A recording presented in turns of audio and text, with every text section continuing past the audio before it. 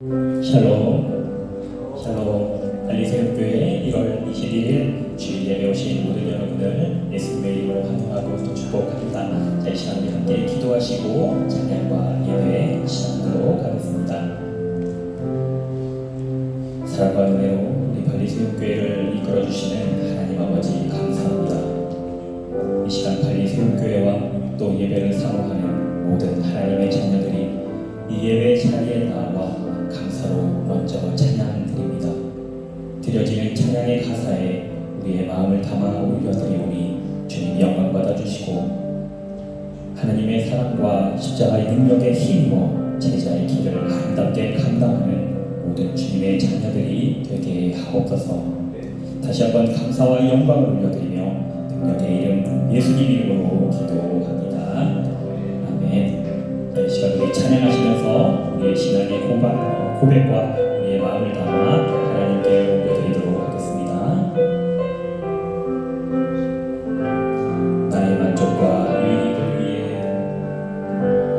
나의 만족과 유익을 위해 가지려 해도 세상 일들 이제 모두 다 해로 여기고 주님을 위해 가버리네.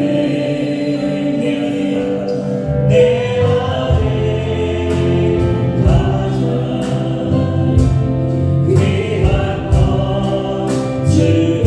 주님을 알리라. 모든 것 되시며 의와 기쁨 되신 주 사랑합니다. 구원의 능력 체험하면서 구원의 능력 체험하면서 주의 고난에 동참하고 주의 주으신 오늘 받아서 그의 생명에 참여하는 내 안에 가자. 내 안에 가자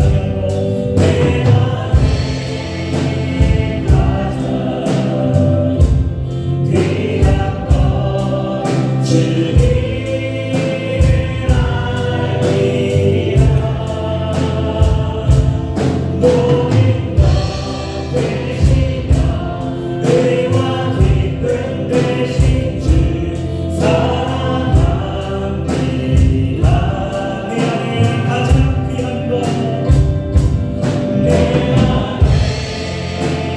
가장 귀한 것 주님을 알리라. 모든 것 되시며 의와 기쁨 되신 주 사랑합니다.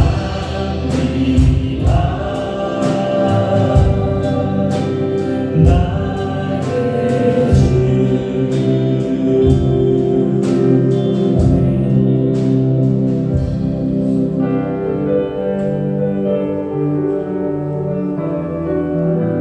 나를 버리고 그 길을 가는 것 나를 버리고 그의 길을 가는 것 세상 그 무엇보다 어려운 내 연호를 내 안에 예수 그분만 생각할 때 하늘의 그 손이 일하시네. 그분의 마음 그분의 시선 그분의 마음 그분의 시선 그분의 원하시는 내 마음에 드는 것 십자가 그 길 그곳에 나설 때에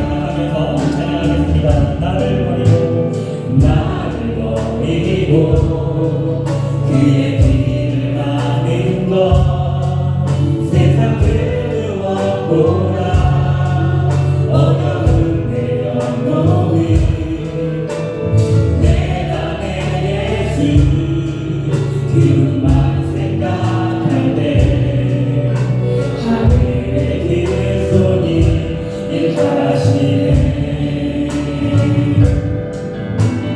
그분의 마음, 그분의 시선, 그분의 원하시는 내 맘에 드는 것, 십자가 그 길, 그곳에 나설 때에 주님 나를 통해 일하시네. 그 사랑, 그 사랑, 그 사랑, 그 사랑, 나를 살리신 그 사랑, 하늘의 모든 영광 다 내려놓으신 내 삶을 그렇게 내려놓습니다. 주님 기뻐하시는 그 길 가렵니다. 나를 향한 그 사랑, 나를 향한 그 사랑, 온 땅을 덮고 나를 주님의 길로, 나를 주님의 길로 인도해 주시네. 그 사랑, 그 사랑, 그 사랑이신 나를 살리신 그 사랑, 하늘의 모든 영광 다 내려놓으신 내 삶을 그렇게 내려놓습니다. 주님 기뻐하시는 그 길 가렵니다. 주님 기뻐하시는 그 길 가렵니다.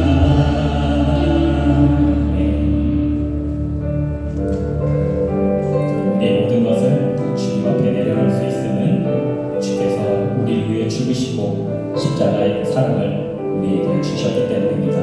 우리 이 시간 그 사랑에 감사하면서 찬양하겠습니다. 우리 죄 위해 죽으신 주, 십자가 그 사랑, 십자가 그 사랑 감사하네. 날마다 주의 형상대로 변화되리라. 십자가 우리를 새롭게 하리. 다시 한번 찬양합니다. 우리 죄 위에, 우리 죄 위에 죽으신 주, 십자가 그 사랑 감사하네. 날마다 주의 형상대로 변화되리라. 십자가 우리를 새롭게 하리. 놀라운 사랑, 놀라운 사랑 찬양하리라.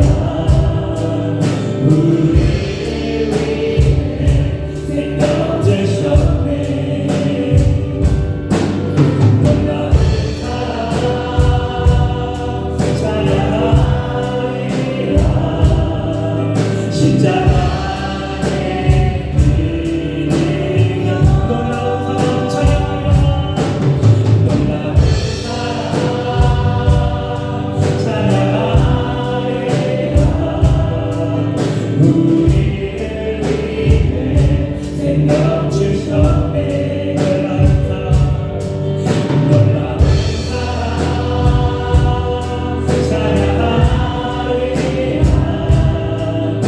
십자가의 그 능력, 십자가의 그 능력, 십자가의 그 능력.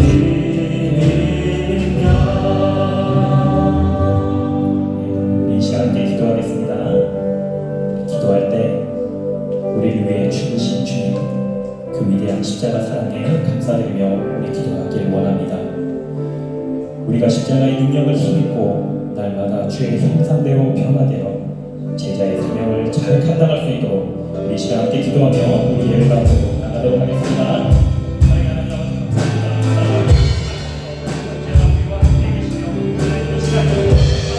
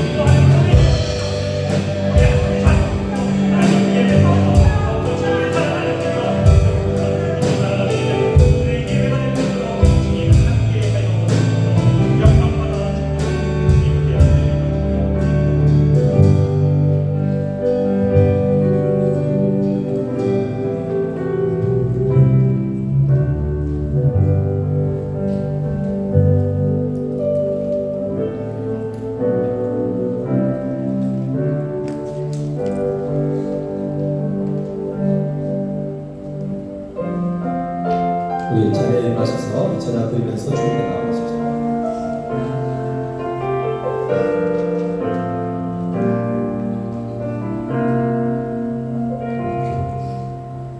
나는 하나님을 예배하는 예배자입니다.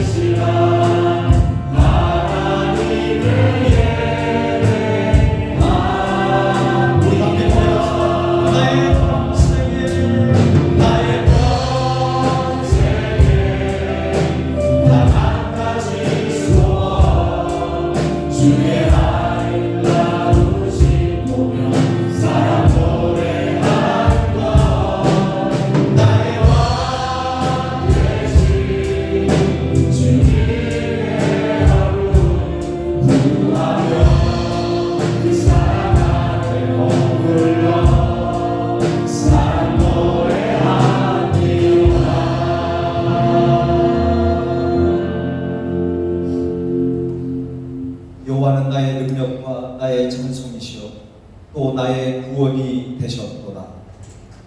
사랑의 하나님, 죄의 노예가 되었던 저희들을 공의히 여기사 하나님의 자녀로 불러주시고 주님께 예배할 수 있는 특권을 주셔서 감사를 드립니다. 여호와께 피한 것이 사람을 신뢰할 것보다 낫다고 말씀하셨사오니 오늘 예배를 통해 오직 하나님께로만 한 걸음 더 가까이 나아가는 거룩한 예배가 되게 하옵소서. 예수 그리스도의 이름으로 기도하옵나이다.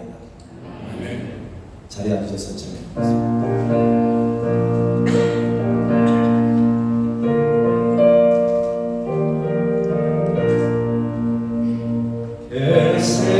겟세마네 옥산에 주를 생각할 때에 근심이나 걱정은 외면할 수 있을까?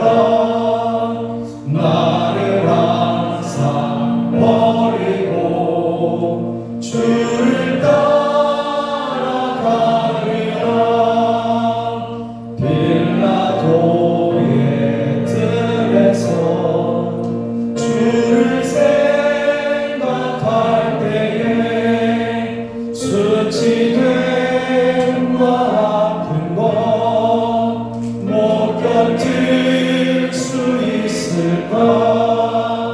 길 찾고 묵묵히 주를 따라가리라.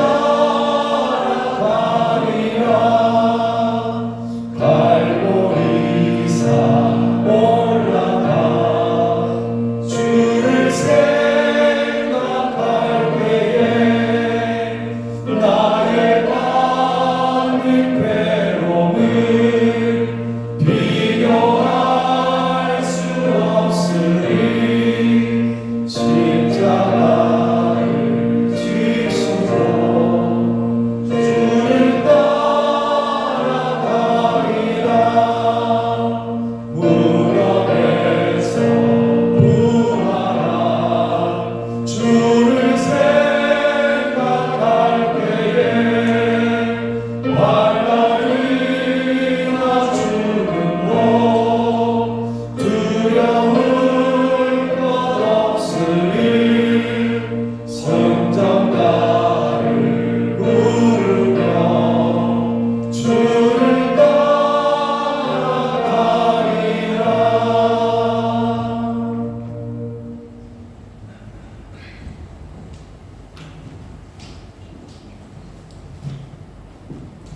사랑의 아버지 하나님, 2024년 새해를 허락하시고 건강함으로 주의 전에 나와서 하나님께 영광 돌리는 예배드리게 하심을 감사드립니다.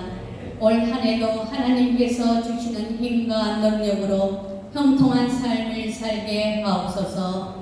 하나님의 은혜로 발리 땅에 발리 세움교회를 세워주시고 주님의 이름을 높이며 하나님의 나라를 확장하는 도구로 사용하여 주신 것을 감사드립니다. 올해는 제자의 사명을 다하는 삶이라는 표 아래 다시 힘차게 주님의 제자답게 살아내는 한 해가 되길 소원합니다. 특별히 정문교 담임 목사님을 기억하여 주시사 말씀을 증거하고 목회 비전을 따라 생명의 복음을 증거할 때 주의 능력이 함께하는 목사님이 되게 하옵소서. 기도하는 것마다 응답되게 하옵시고 목양을 통하여 상처받은 영혼들이 치유되고 회복하는 사역을 감당하게 하옵소서. 위하여 수고하시는 사모님의 건강도 허락하시고 교회를 위하여 기도하고 돌볼 때에 은혜를 다하여 주옵소서. 사랑의 하나님, 전쟁으로 고통받는 이들이 없게 평화를 허락하시고 우리 대한민국이 정치적으로나 경제적으로 안정되게 하시고 세계의 복음을 전가하는 제사장적인 사명을 감당하는 선교국이 되게 하옵소서. 교회 안에서 자라나는 자녀들을 축복하시고 영성 있고 지혜롭게 자라서 글로벌 리더들이 되게 하옵소서. 모든 것을 이루시고 새롭게 하시는 하나님을 기대합니다. 오늘도 말씀을 전하실 목사님께 성령과 능력으로 함께 하옵소서. 예수님의 거룩하신 이름으로 기도드립니다. 아멘.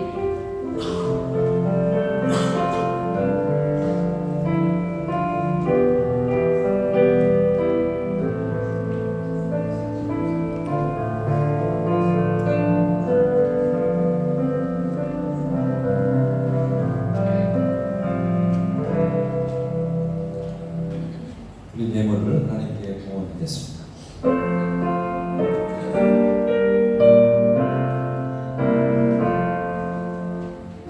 나의 보호와 들을 주여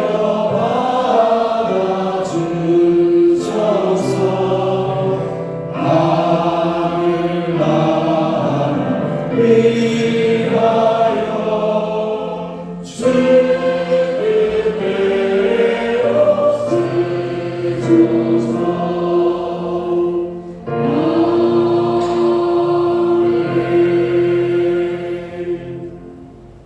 거룩하신 하나님, 죄로 죽었던 저희들을 십자가의 보혈로 구원해 주셔서 하나님을 아버지라고 부를 수 있게 하시니 감사와 찬양과 영광을 돌려드립니다. 주님은 약할 때 강함 되시며 가난할 때 우리를 부욕해 주시는 분이신데 힘들고 어려운 삶 속에서 오직 주님만 더욱 사모하게 하여 주옵소서. 오직 주님만 더욱 붙들게 하여 주옵소서. 우리의 인생 속에 온갖 시험과 시련이 찾아오더라도 믿음으로 기뻐할 수 있게 하옵시고 참된 신앙을 회복하는 기회로 삼게 하시고 우리의 신앙이 더욱 성장되는 올 한 해가 되게 하옵소서. 오늘도 마음과 뜻과 정성으로 귀한 예물을 구별하여 드립니다. 모든 물질이 하나님부터 왔다는 사실을 깨닫고 우리의 신앙의 고백을 담아드리는 10의 1조와 또 모든 감사의 제목이 하나님의 은혜였음을 기억하여 하나님께 영광 돌리는 귀한 감사의 예물들을 기뻐 받아주셔서 늘 삶의 현장 속에서 감사의 제목을 차고 넘치는 복된 한 해가 되게 하옵소서. 또한 이 땅에 죽어가는 영혼들을 살리기 위하여 선교 예물을 드리는 손길들이 있습니다.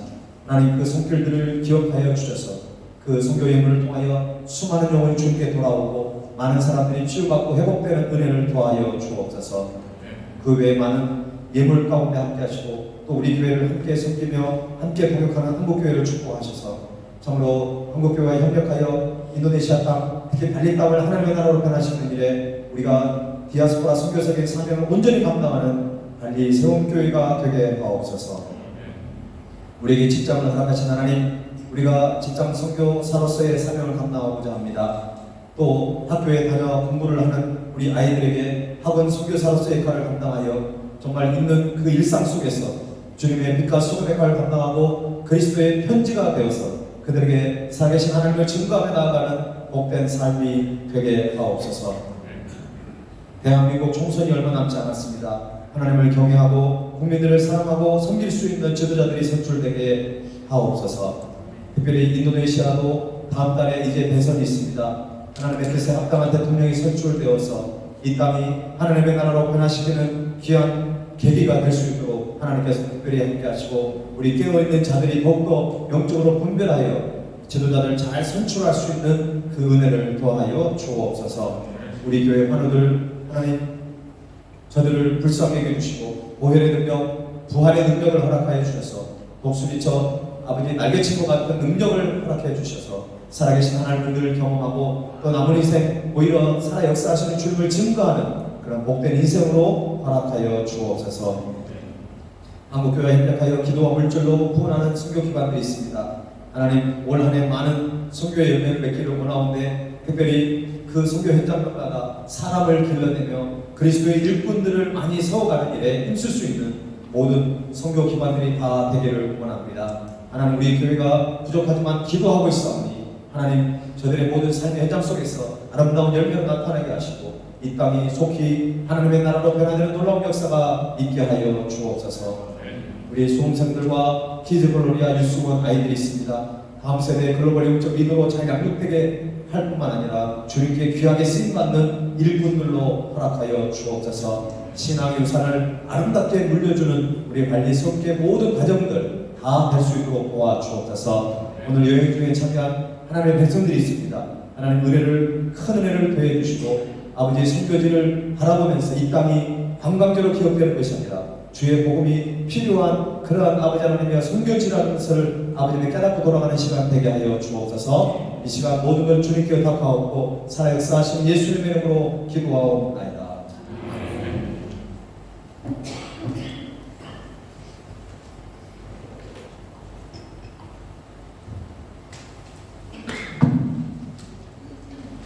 오늘 예배에 참여한 성도님들 환영하겠습니다. 네, 안산 동산교회에 섬기시는 권순홍 지사님이신가요? 네, 잠깐만 일어나 주시면 우리 박수로 환영하겠습니다. 네, 감사합니다. 분당 우리교회 이준학 성도님 환영하겠습니다. 한성교회 박지수 이서연 신혼여행 오신 것 같습니다. 네, 수정동 성결교회 송민호 김봉 집사님 가정 오신 것 같습니다. 네.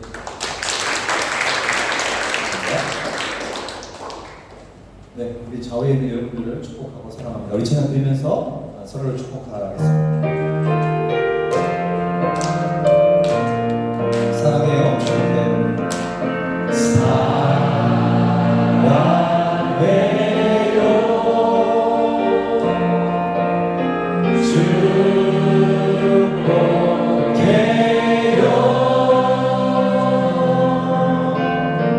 당신의 마음에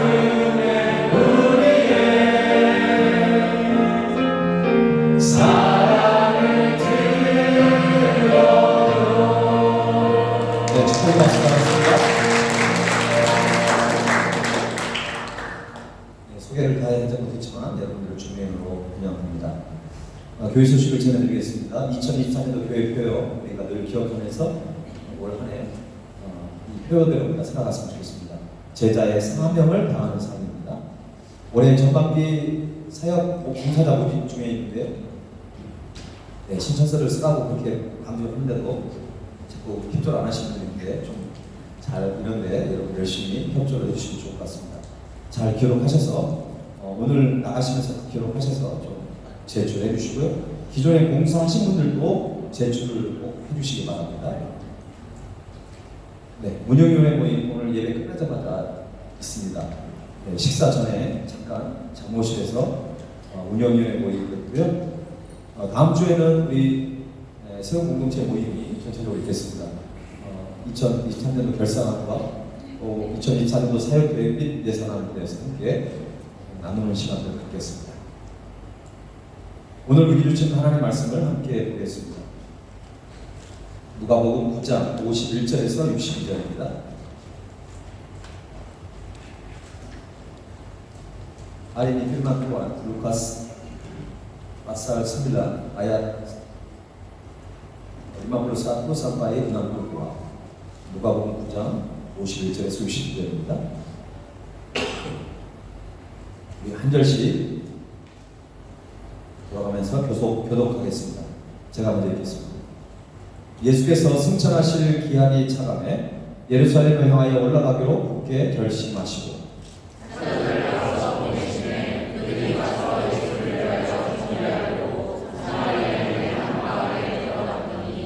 예수께서 예루살렘을 향하여 가시기 때문에 그들이 받아들이지 아니하는지라.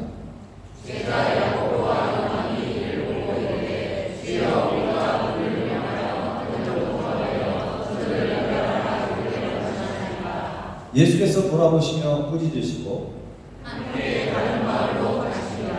길 가실 때 어떤 사람이 여짜오되 어디로 가시는지 나는 따르리라.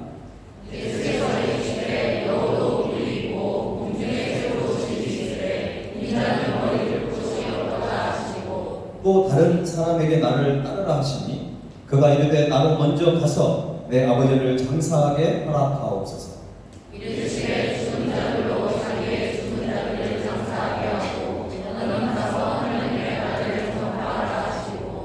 또 다른 사람이 이르되 주여 내가 주를 따르겠나이다마는 나로 먼저 내 가족을 작별하게 허락하소서. 예수께서 이르시되 손에 쟁기를 잡고 뒤를 돌아보는 자는 하나님의 나라에 합당하지 아니하니라 하십니다.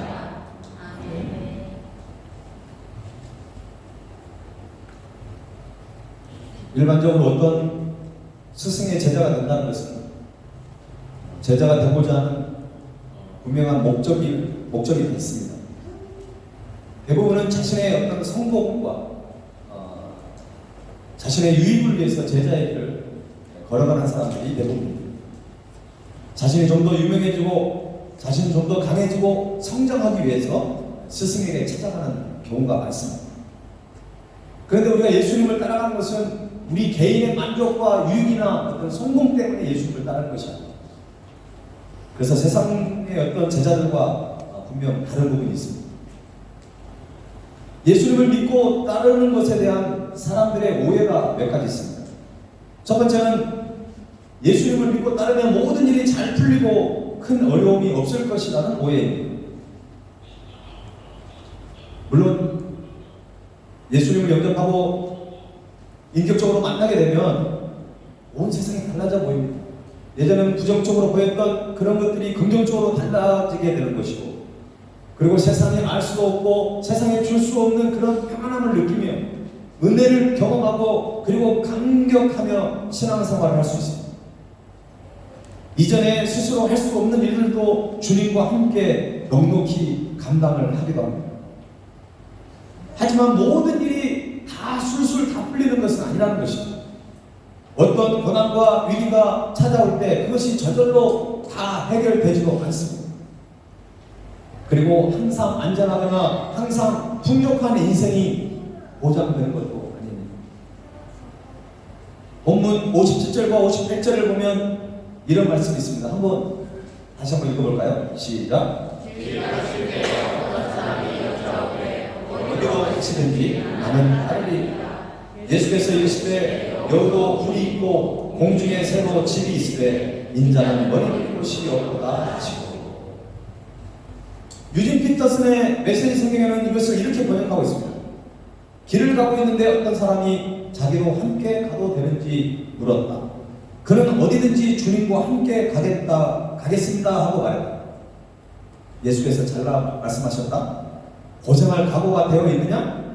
너도 알다시피 우리가 묵는 곳은 인류 호텔이 아니다.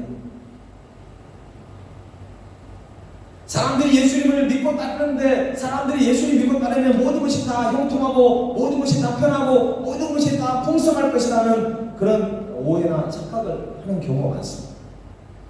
그래서 예수님이 이렇게 말씀하셨어요. 우리가 거하는 곳은 인류 호텔이 아니라는 것입니다. 내가 걸어가는 길은 그렇게 평안하고 그렇게 부유한 그런 길이 아니라는 것을 지금 말씀하고 있습니다.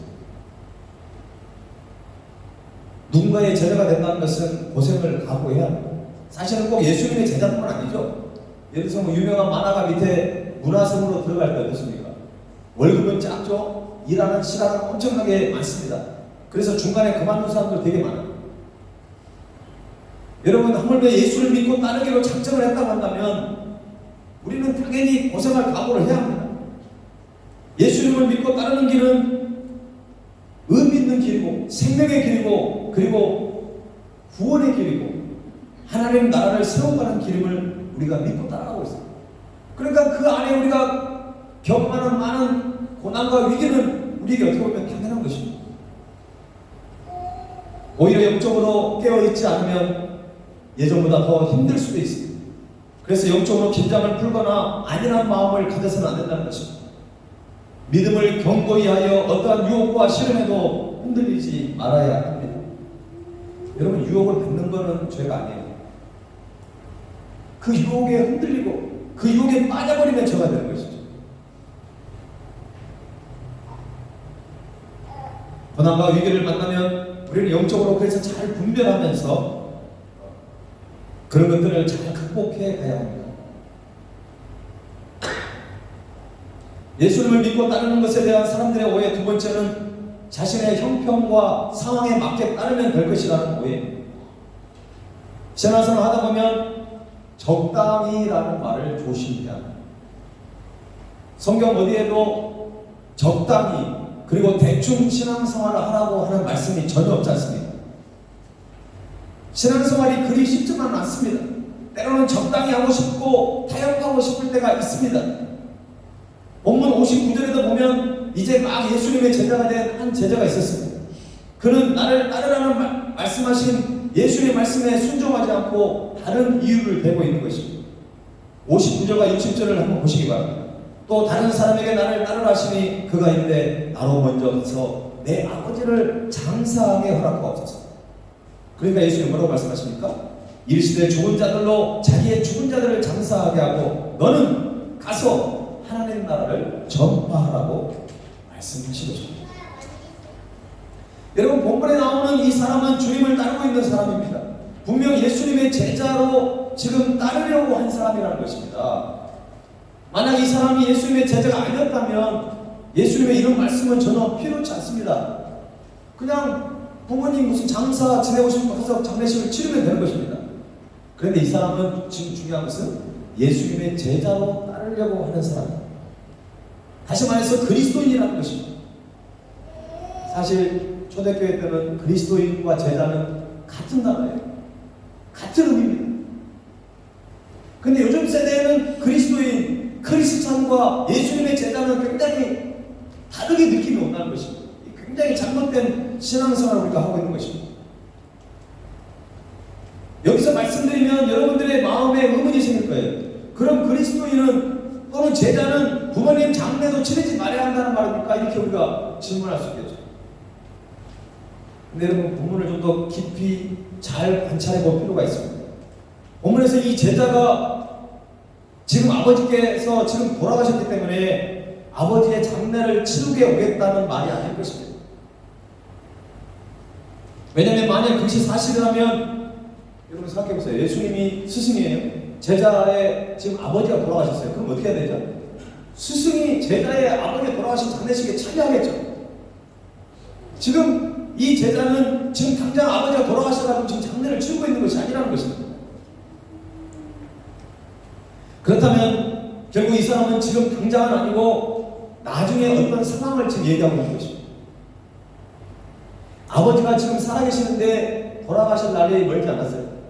아주 연세가 많은 것 같아요. 그러니까 이 아버지를 잘 봉양하고 좀 공경하다가 돌아가시면 장례를 치르고 그 다음에 내가 주님을 따르겠습니다. 아마 그런 의미일 가능성이 높습니다.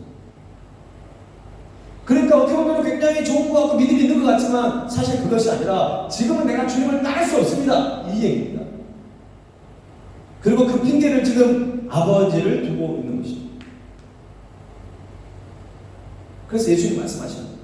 죽은 자들로 자기의 죽은 자들을 장사하게 하고 너는 가서 하나님 나라를 전파하는 것입니다. 이 말씀은 예수님께서 지금 하나님 나라의 전파와 확장이라고 하는 아주 시급하고 절박한 일을 지금 제자들에게 지금 말씀하고 있는 것입니다. 세상 일은 좀 육적인 것은 세상 사람들에게 맡기고 오히려 너가 예수님의 제자를 따른다고 한다면 하나님 나라에 관심을 가지라는 것입니다. 많은 사람들이 예수님 믿고 교회 다니고 예배를 드립니다. 오늘도 저와 여러분도 지금 주 앞에 예배를 드리고 왔습니다. 그런데 이 예배의 주인이 하나님이 아니라 내가 되어버리고 오늘 예배를 통해서 하나님을 기쁘시기보다는 내 자신이 기뻐하고 내 자신이 감동을 받으려고 내 자신의 어떤 만족을 위해서 예배를 드리고 있다면 잘못된 예배를 드리고 있는 것입니다. 우리의 신앙의 삶도 마찬가지예요. 예배를 드리고 우리의 신앙의 삶의 현장 속에서 하나님의 나라에 대한 그 관심을 가져야 한다는 것입니다. 지금 인도네시아 땅이 많은 크리스천도 있지만 그러나 80%가 넘는 많은 무슬림들과 힌두인들이 있습니다. 특히 발리 땅 같은 경우는 힌두인들이 84%, 이슬람 사람들이 13%, 크리스천들은 불과 2%밖에 되지 않다는 거죠. 지난주에 부산에서 오신 목사님 계속 이렇게 안내를 해드리면서 근데 그분이 가면서 그런 얘기를 하는 거예요. 발리 오면서 전혀 기대감이 없었다는 것입니다. 그냥 세계적인 관광지니까 한번 와보신 거예요. 그런데 일주일 동안 돌아다니시면서 제이콥 대프로 소견지 묘지도 가고 그리고 싱가라자에 있는 왕이 개종한 그 파게티스나 왕의 묘지도 방문하고 그리고 기독교의 핍박을 받아서 갔던 빌리빈사리의 그 분이엘 교회도 방문하면서 깜짝 놀라시는 거죠. 이 땅을 위해서 기도하셔야 되겠다고 하는 그 마음을 품고 가신 것입니다. 오늘 이 자리에 여행객으로 오셨는데 제가 아까 기도했던 것처럼 이 땅을 세계 국제 관광 도시로만 기억하지 마시고 정말 전도가 시급한 지역이라는 사실을 여러분 깨달으시고 가셔서도 이 발리 땅을 위해서 그리고 저희 교회를 위해서도 기도해 주시면 참 고맙겠습니다. 지금 우리가 관심 가져야 될 것은 하나님의 나라라는 것입니다. 예수님의 제자는 그냥 성경 공부 열심히 했고 제자 훈련 받았다고 해서 나는 예수님의 제자입니다. 그거 아니라는 것이에요. 하나님의 나라에 관심을 갖고 영혼 구원에 관심을 가져야 합니다. 목회자한테 잘해야 되고 교회에 헌금 많이 하고 지금 제가 그 얘기하는 것이 아니에요. 우리 주위에 많은 영혼들이 지금 지옥불을 향해 달려가는 그 모습을 바라보면서 우리는 안타까운 마음을 가져야 할 것이고 한국교회가 변화의 어떤 주체가 아니라 이제 대상이 되어버리는 그 상황 속에서 우리가 좀 안타까운 그런 마음을 가지고 살아가야 한다는 것입니다. 이게 제자의 사명이 아니고 무엇이겠습니까? 올 한 해 우리 교회에 주신 표어는 제자의 사명을 다하는 삶입니다. 우리가 예수님의 제자로서 살아가는 것도 쉽지 않습니다. 그런데 우리가 예수님의 제자의 사명을 다한다는 것은 더 어려운 일 것입니다. 하지만 우리는 절대 포기할 수 없습니다. 아니, 포기해서는 안 된다는 것입니다. 아멘입니까? 포기하면 안 되는 것입니다. 여러분이 만약 부모님이나 자녀나 어떤 가족을 구원을 해서 기도한다면 절대 포기할 수 없는 거죠. 우리가 제자된 사명을 감당하는 것도 절대 포기해서는 안 된다는 것입니다. 사탄은 우리에게 말하는 거예요. 우리 기회다 보고 얘기하는 거예요. 그냥 적당히 신앙생활 하면 되지. 적당히 대충 그런 단어를 우리에게 찾고 귀에다가 속삭이는 것입니다. 그런다고 여러분한테 지금 직장, 집 다 포기하고 무슨 하나님의 나라로 그냥 목회자로 선교사로서 다 헌신하라 그런 의미는 아니잖아요. 여러분의 삶의 현장 속에서, 일상 속에서 예수님의 자녀답게, 예수님의 제자답게 그런 사명을 우리가 감당해야 한다는 것입니다.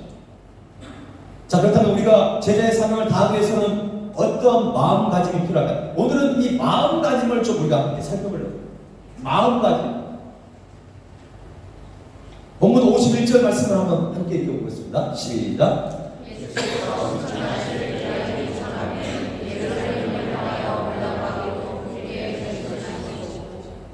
누가복음 9장 51절은 매우 중요한 말씀입니다.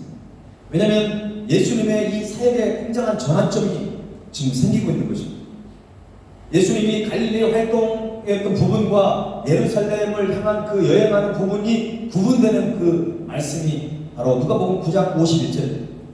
예수님께서는 지금까지 갈릴리와 가버나움에서 주로 중심으로 말씀이나 치유 사역을 행했습니다. 이제는 예수님의 이제 예루살렘을 향해서 이제 올라가시는 그 장면으로 전환이 되는 것입니다. 그러면서 중요한 말씀이 있어요. 예수님께서 승천하신 기약의 차감에 예루살렘을 향하여 올라가기로 뭐 했다고요? 굳게 결심했다는 거죠. 제자의 사명을 다하기 위한 마음가짐 첫 번째는 굳게 결심하는 믿음입니다. 굳게 결심하는 믿음. 마음가짐. 예수님은 자기가 걸어가야 할 인생의 여정을 잘 알고 계셨어요. 그리고 그 여정에 따를 의지까지 가지고 계셨습니다.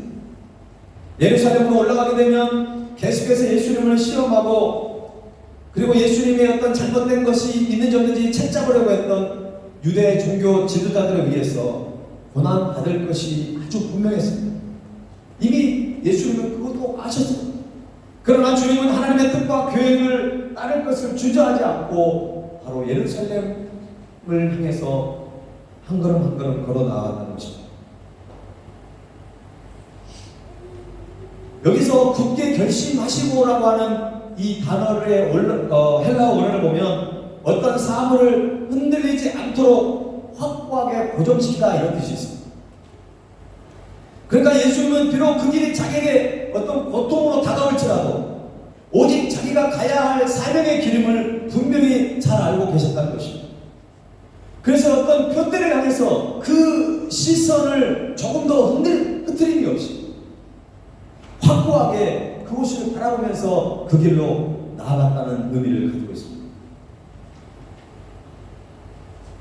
이러한 예수님의 마음가짐은 사도행전 20장에 나타난 사도 바울의 태도가 생각나게 합니다. 사도 바울은 예루살렘에 올라가게 되면 결박과 환란이 그를 기다리고 있다는 사실을 너무나도 잘 알았습니다. 내가 예루살렘으로 가면 나는 붙잡힐 것이고 나는 죽을 수도 있다고 하는 그 사실을 알고 있었습니다. 근데 사도행전 20장에 보면 놀라운 고백이 있어요. 그럼에도 불구하고 예루살렘을 향해 나아간다는 것입니다. 그가 맡겨진 사명을 감당하기 위해서 그 길을 걸어간 것입니다.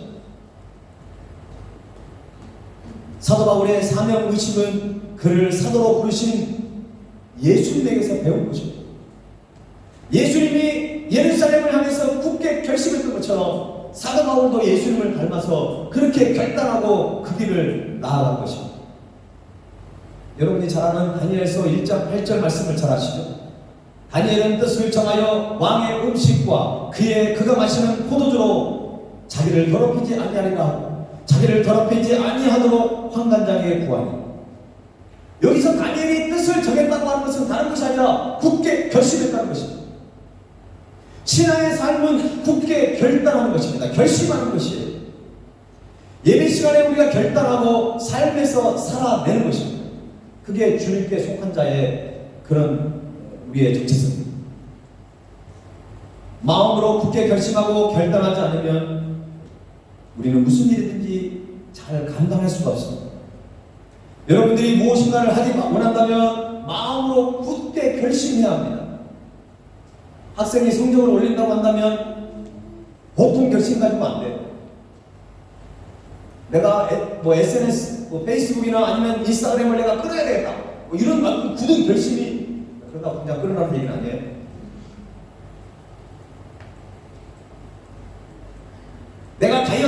성공하려고 한다. 다이어트, 제가 예전에는 뭐 50kg 초반 달릴 때는 그때만 해도 제가 너무나 살을 찌려고 하루에 6끼씩 먹고 그랬는데 60kg가 지나가면서 배가 나오면서 제가 다이어트를 한번 해보니까 태어나서 처음으로 다이어트 해봤는데 이게 참 보통 의지가 안 된다.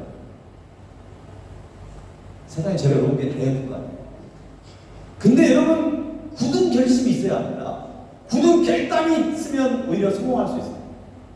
내 마음에 그냥 되면 되는 것이고 안 되면 안 된다, 그런 해이한 마음을 가지고서는 절대 성공할 수 없다는 것이죠. 연초가 되면 많은 남성들이, 요즘에 여성들도 그러나요? 술이나 담배를 끊으려고 굳은 결심을 합니다. 굳은 결심이 있어야 끊을 수 있는 거예요. 굳은 결심이 없으면 끊어낼 수가 없는 것입니다. 우리가 예수를 믿고 따라가면서 맡겨진 사명을 감당하기 위해서는 굳게 결심하는 마음가짐이 필요한 것입니다. 오늘은 2023년 4년도 1월 21일입니다. 아직 늦지 않았습니다. 올 한 해 여러분들이 영적으로 이루어야 할 사명에 대해서 아마 계획을 세우셨을 거예요. 근데 계획만 세우면 안 돼요. 계획을 세운 다음에 반드시 굳은 결심과 결단이 있어야 한다는 거죠. 내가 이렇게 반드시 하겠다. 여러분 가운데 지난번에 기도책 보니까 성경 일독을 올해 해야 되겠다. 이거 쉽지 않습니다. 하루에 3장, 주말에 5장 읽지 않으면 이거는 불가능한 일이에요. 나중에 밀려가지고 해야 되겠다? 안 돼. 오히려 1월달에 열심히 읽어야 돼요. 나중에 막 뒤처지니까 1월달에는 그냥 하루에 막 10장씩 읽어버리세요. 굳은 결심과 더불어 이제 구체적인 실천이 앞서야 우리가 성공할 수 있는 것입니다. 하나님은 제자의 사명을 다하기 위해서 여러분 오늘 굳은 결심과 결단을 할 수 있기를 간절히 바랍니다. 제자의 사명을 다하기 위한 마음가짐 두 번째는 예수님의 마음을 붙잡는 마음가짐입니다. 제자는 스승의 가르침을 받고 스승을 따라야 합니다. 그래서 예수님의 제자는 예수님의 가르침을 받아 그 뒤를 따르는 사람입니다. 당시에 예수님을 따르는 수많은 사람들이 있었습니다. 그 중에 어떤 사람들은 자기의 목적을 따라서 목적을 가지고 따라다녔습니다. 심지어는 제자들도 주님께서 만일 왕이 되신다고 한다면 내가 그 한 자리를 찾아야 되겠다고 하는, 차지해야 되겠다고 하는 야망을 가진 제자들이 있었습니다. 여러분, 의외로 많은 사람들이 하나님을 자신의 유익과 만족을 채우려는 수단으로 여기는 사람들이 있습니다. 열심히 기도하고 봉사하는 동기와 목적이 교회와 하나님의 나라가 아니라 자기 목적을 이루기 위한 어떤 다른 목적을 가진 사람들이 있다는 것입니다. 하나님의 뜻이 이루어지기를 기도하는 것이 아니라 자신의 뜻이 이루어지기를 열심히 기도하는 것입니다. 그건 잘못된 길이에요. 그래서 주님 가르쳐준 기도가 뭐예요? 뜻이 하늘에서 이루어진 것 같이 뭐죠? 땅에서도 이루어지고, 하나님의 뜻이 나의 삶 속에서 이루어지는 것이 기도지, 내 생각을 하나님께 관철시켜서 내 생각을 하나님이 이루실 수 있도록 그거 아니라는 것입니다. 우리는 바른 기도를 해야 합니다. 물론 예수님을 믿고 따를 때 기대감을 갖는 것은 중요합니다. 하지만 자신의 유익과 만족을 위해서 예수님을 따른다는 것은 예수님의 제자가 아니라는 것입니다. 이런 사람은 제자의 사명을 전혀 감당하지 못하는 것입니다. 오늘 본문 52절 말씀을 보면 예수님께서 예루살렘으로 가기 위해서 먼저 사마리아의 제자들을 보내신 장면이 나옵니다.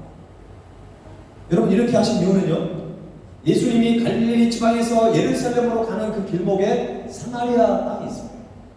그 사마리아 땅을 이렇게 바로 통과하지 않으면 요단 동편으로 해서 아주 멀리 돌아가야 되거든요. 그렇기 때문에 예수님은 이 사마리아 땅을 거쳐서 예루살렘으로 가려고 했습니다. 그런데 웬일입니까? 사마리아 사람들은 예수님과 그 제자의 일행이 사마리아 지역을 통과하는 것을 거부하고 있습니다. 그것은 예수님과 그의 일행이 예루살렘의 어떤 종교 행사에 참석하는 무리로 보았기 때문에 그렇다고 예측을 합니다. 원래 사마리아 사람들은 바벨론 포로 때 생겨난 이방 민족과 유대인 간의 그 어떤 그 혼혈족이 그곳에 살고 있었습니다. 그래서 그들은 이방 종교까지 받아들이면서 유대의 전통성을 계승하지 못한, 그래서 그들이 예루살렘 성전에서 종교 행사가 이루어지면 사마리아 사람들은 그 행사에 참석하지 못하는, 자격이 주어지지 않는 아주 그런 아픔의 상처를 가지고 살아가는 사람들이었어요. 그러니까 반대로 전통적인 유대인들이 그 사마리아 땅을 통과하려고 하면 그 사마리아 사람들이 그 유대인들을 쉽게 보내주지 않는 것입니다. 심지어는 잔인하게 살해하는 일도 서슴지 않았다고 합니다.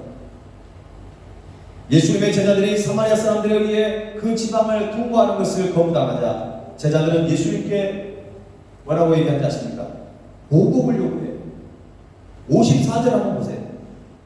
제자 야고보와 요한이 이를 보고 이르되 주여 우리가 불을 명하여 하늘로부터 내려 저들을 멸하라 하기를 원하시나이다. 감히 어떻게 예수님을 거부합니까? 우리를 거부합니까? 하늘에서 그냥 불이 떨어져서 저들을 다 그냥 멸하라고 그렇게 말씀하는 겁니다. 어찌 보면 그 당시 역사적인 배경에 의하면 제자들의 행동은 어떻게 보면 당연한 반응일 수도 있습니다. 하지만 예수님께서는 제자들을 꾸짖으셨습니다. 왜 그랬을까요? 여기 아주 중요한 포인트가 있습니다. 그것은 예수님께서는 사마리아 사람도 구원의 대상으로 바라보셨다는 것입니다.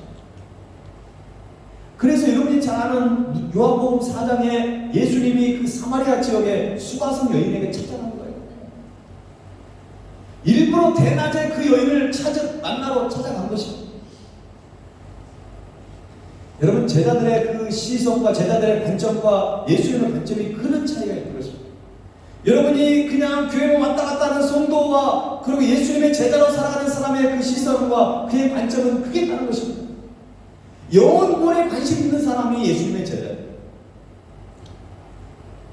죄송하지만 교회 신앙생활을 오래 하고 모태신앙이고 어떤 직분을 가진다 할지라도 영혼 구원에서 관심이 없다면 그는 예수님의 제자라고 말할 수 없습니다. 영혼 구원에 관심을 가져야 되는 것입니다.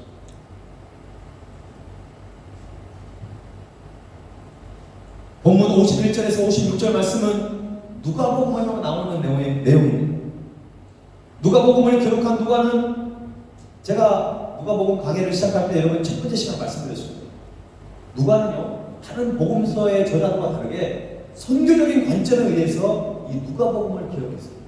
그래서 사도행전도 누가가 기록했잖아요. 누가복음의 이 첫 번째 이 누가복음이 누가의 첫 번째 작품인데 그것이 바로 선교적인 관점에 주어졌고 이제 그것이 많은 영적 열매에 나타나는 것이 사도행전이에요. 그래서 다른 제자들의 관점과 조금 다르다는 것입니다. 누가는 예수님께서 유대인과 사마리아인과의 인종차별과 그리고 지역차별을 완전히 극복한 분으로 소개하고 있는 것입니다. 이런 예수님의 모습은 실제로 복음을 전하는 모든 승사님들과 일상에서 복음을 전하는 우리 모두가 가져야 할 마음이라는 것입니다. 만일 승사님들이 설교할 때 저 민족은 안 되고 저 사람은 안 된다 이렇게 생각해서 안 되잖아요. 여러분 일상에도 마찬가지예요. 아 직장에서 저 사람 보니까 아주 벌칙덩어리야. 다른 사람이 다 싫어해. 그럼에도 불구하고 그 영혼은 구원의 대상이라는 것입니다. 우리의 기도의 대상이고 우리의 금일의 대상이고 우리의 관심의 대상이 되어야 한다는 것입니다. 그것이 우리의 과제인 것입니다. 우리가 복음을 전해야 할 대상은 정해져 있는 것이 아니라 생활 속에서 만나는 모든 사람임을 우리가 꼭 기억해야 될 줄 믿습니다. 우리가 예수님의 제자로서 사명을 다하기 위해서는 모든 사람을 선교의 대상으로 여겨서 누군가를 제외시키지 않고 찾아가시는 그 예수님의 마음을 붙드시는 그 마음가짐을 갖는 저와 여러분이 될 수 있기를 간절히 바랍니다. 제자의 사명을 다하기 위한 마음가짐, 이제 세 번째는 제자의 사명을 최우선으로 하는 마음가짐.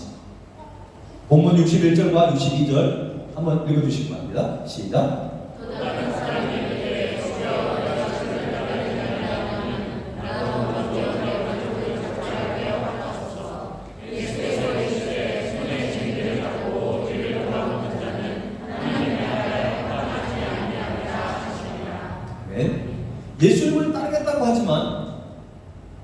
먼저 다른 일을 좀 보겠습니다. 좀 급한 일이 있어요. 여러분 인생 살다가 급한 일이 있고 중요한 일이 있는데요. 급한 일만 찾아다녀서 하면 안 됩니다. 이 중요한 일을 놓쳐서는 안 돼요. 물론 급하고 중요한 일부터 해야 되겠지만 급한 일만 하다 보면 중요한 일을 놓칠 수가 있어요. 예수님의 사명은 중요하고 급한 일입니다. 주님 오실 날이 멀지 않았습니다. 주님 오실 날이 계속 가까워지고 있습니다. 그렇기 때문에 급하고 시급하고 그리고 매우 중요한 것입니다. 그래서 우리는 제자의 사명을 최우선으로 감당해야 하는 것입니다. 누가복음 14장 26절 말씀을 한번 같이 읽어볼까요? 시작. 무릇 내게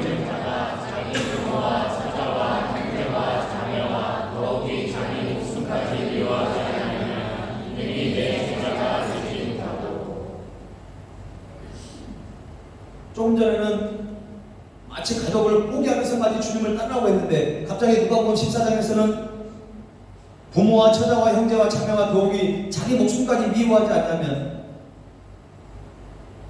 능히 내 제자가 되지 못한다고 했어요. 제가 좀 말씀을 잘못 드렸네요. 우리가 그리스도인으로서 살아가는 이 말씀도 가족보다도 예수님의 제자의 사명을 더 중요하게 생각하라고 했는데 그렇다고 해서 기독교가 가정을 소홀히 하는 종교는 아닙니다. 우리가 그러나 무엇인가를 하려고 할 때 예수님의 제자로 또 사명을 다하기 위해서 가장 마음에 걸리는 것이 가족입니다. 그래서 이제 예수님은 사랑하는 가족과 목숨을 미워해야 한다고 말씀하고 있는 것입니다. 가족과 목숨보다 주님을 더 사랑해야 한다는 것입니다. 주님을 온전히 따르고 맡겨주신 사명을 온전히 감당하려면 가족과 목숨과 재물을 포기할 수 있어야 한다는 것입니다. 가족과 목숨과 재물 이 세 가지는 포기하기가 참 어렵습니다. 그래서 사탄은 이것을 이용해서 우리의 믿음을 포기하게 만들고 그리고 대충 신앙생활을 하도록 우리를 유혹하고 있는 것입니다. 주님을 진정으로 사랑해야 이것을 내려놓을 수 있는 것입니다. 그리고 순종도 사랑에 의해서 나오는 것입니다. 용서도 사랑에 의해서 나올 수 있지만 순종도 주님을 사랑해야 가는 것입니다. 가능한 것입니다. 제가 처음으로 성직자로 결단할 때도 가장 걸렸던 부분이 가족입니다. 내가 성직자로 살아가면서 고난과 고생과 때로는 목숨의 위험 그런 것은 저에게 중요하지 않았습니다. 오히려 가족이 내 마음에 걸렸던 것입니다. 빨리 올 때도 마찬가지고 지금 살아갈 때도 마찬가지입니다. 그만큼 우리에게는 가족의 문제가 되게 심각한 것입니다. 우리가 고향을 떠나서 민족을 떠나서 지금 인도네시아 발리 땅에 살고 있습니다. 여러분의 자녀의 문제가 가장 중요할 겁니다. 저도 인정합니다. 하지만 그렇다고 해서 우리 가족이 우리의 우상이 되어서는 안 됩니다. 우리의 자녀가 하나님보다 앞설 수 없는 것입니다. 베드로와 야고보의 형제들은 주님께서 부르실 때 가족과 생업을 다 버리고 즉시 따라갔습니다. 잘 알지도 못하는 분이 따라오라고 했는데도 불구하고 가족과 생업을 버리고 즉시 따라갔다는 것입니다. 사실 이것은 쉽지 않은 일입니다. 오늘 본문이 가족을 완전히 버리고 원수처럼 대하라는 말씀이 전혀 아닙니다. 제가 디모데전서 5장 8절 말씀하고 좀 헷갈렸습니다. 한번 이 말씀을 읽어보겠습니다. 디모데전서 5장 8절 시작. 누구든지 자기 친족 특히 자기 가족을 돌보지 아니하면 믿음을 배반한 자요 불신자보다 더 악한 자요.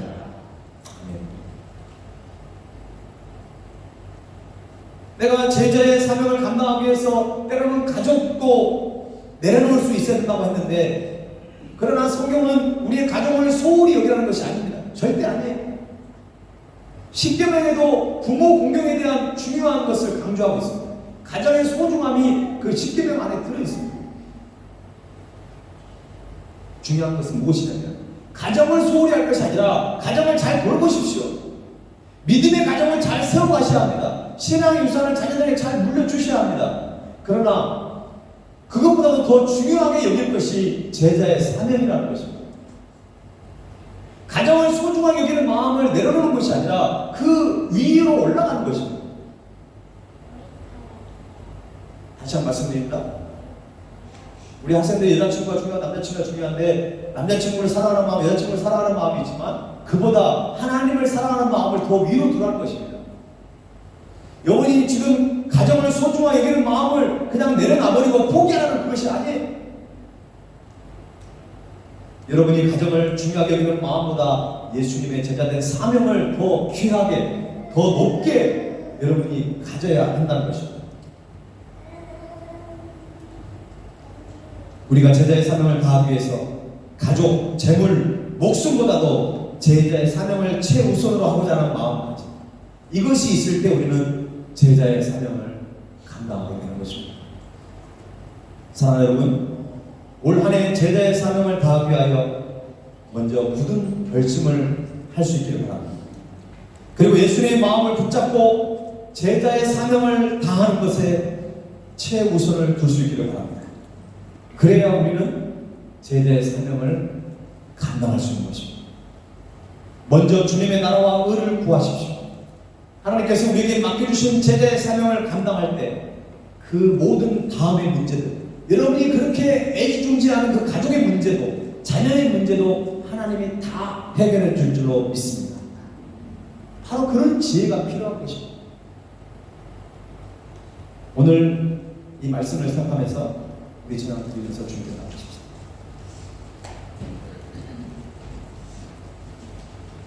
우리 그 자리에 일어나서 이 찬양 가사를 생각하면서 준비해 찬양합시다.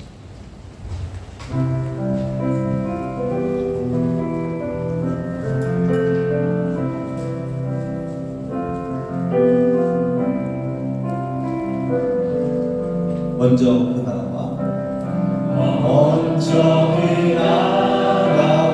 의를 구하라. 그 나라와 그 의를 그리하며 이 모든 것을 너희에게 더하시리. 할렐루야.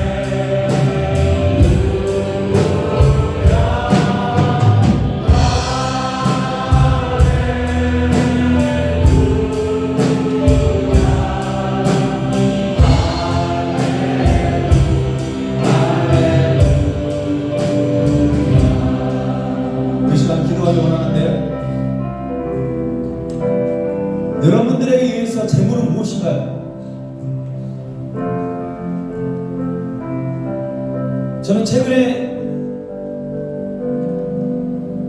물질 때문에 힘들어져 봤고 또 하나님의 살아계심의 손길을 느껴본 경험이 있습니다. 목사인 저도 선교사인 저도 때로는 그 물질의 만족을 느끼면서 사람이 그렇게 연약하고 물질 앞에 우리 마음이 흔들렸던 그 모습을 경험하면서 사랑하는 여러분이 너무나 걱정이 되고 너무나 염려가 됩니다. 우리에게 일상을 살아가면서 재물은 너무나 필요합니다. 가정을 꾸려가기 위해서 여러분의 회사를 운영하기 위해서 물질은 우리에게 필요해요. 그러나 물질 앞에 노예가 돼서는 안 돼요. 그 물질이 좀 있다고 만족하고 아니라는 것이 아니라 또 물질이 없다고 불평하고 원망할 것이 아니라 주님을 붙잡아야 해요. 여러분의 자녀는 무엇입니까? 하나님의 선물이고 여러분에게 하나님의 나라를 이루어가기 위한 동역자입니다. 여러분의 아내, 여러분의 부모님은 바로 하나님 나라의 영적인 동역자예요. 여러분은 흔들리고 하나님의 사명을 감당하지 못하게 하는 그런 유혹의 대상이 되서는 안 돼요. 제가 여러분에게 말씀드린 적이 있습니다. 제가 아내와 결혼하기 전에 너무나 아내가 좋아서 사랑스러워서 그것이 저에게 너무나 위협적으로 다가왔어요. 그래서 하나님 다음으로 사랑하는 사람이라고 하나사라고 제가 불렀다고 했습니다. 그것이 제가 그냥 농담으로 한 얘기가 아니었어요. 여러분이 아무리 남편을 사랑하고 아내를 사랑하고 자녀를 사랑하지만 하나님보다 더 사랑할 대상은 아니라는 것입니다. 제자의 사명 다하는 거 그냥 말로 지나칠 수 없는 것입니다. 이것은 우리에게 많은 것을 요구하고 있고 우리가 굳은 결심을 하지 않으면 지킬 수 없는 것입니다. 오늘 기도하십시오. 하나님, 가족이 나에게 우상이 되지 않게 하여 주옵소서. 물질 때문에 우리가 시험당하지 않게 하여 주옵소서. 하나님, 주님의 나라와 의를 구하는 그런 성숙한 믿음을 갖게 하여 주옵소서. 주님의 나라를 구할 때 우리의 모든 가족의 문제, 물질의 문제, 우리의 모든 미래의 문제는 다 해결될 줄로 믿습니다. 이 시간 하나님, 나의 삶 가운데 주님의 사명을 붙들게 하여 주옵소서. 먼저 그의 나라와 의를 구하게 하여 주옵소서. 이 시간 우리 학습하여 전심으로 기도하겠습니다. 주여, 살아계신 하나님, 주의 이름을 높이기를 원합니다. 주님의 사명을 우리 가족이 우상이 되지 않게 하여 주시옵소서. 하나님, 주님 나를 붙들고 나아가시라. 우리의 삶에 주님 나를 붙들고 나아가시라.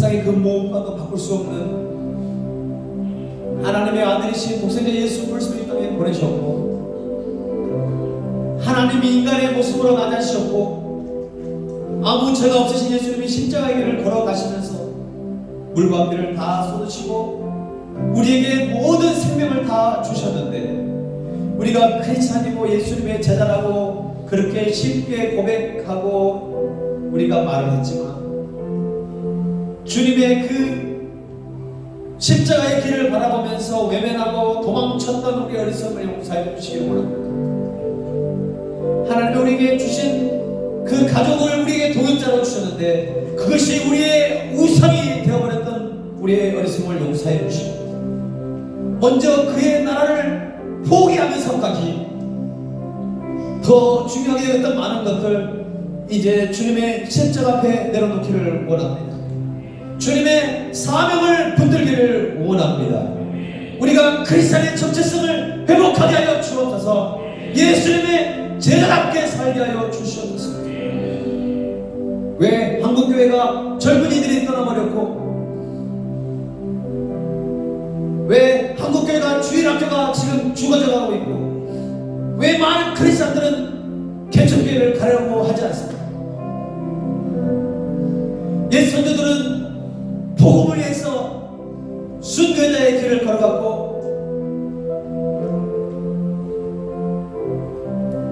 광야에 천막을 치고 교회를 세워 그곳에 복음을 선포하였지만, 이제 우리는 아니라 신앙생활을 해서 그저 설교 잘하고 많은 프로그램이 있는 그 교회를 찾아 나서는 우리의 모습을 바라보면서 하나님 한국교회와 세계토전의 디아스포라 교회를 불쌍히 주시고, 우리의 맡겨진 설교적인 사명을 감당하는 한국교회와 디아스포라 교회로 삼아 주옵소서.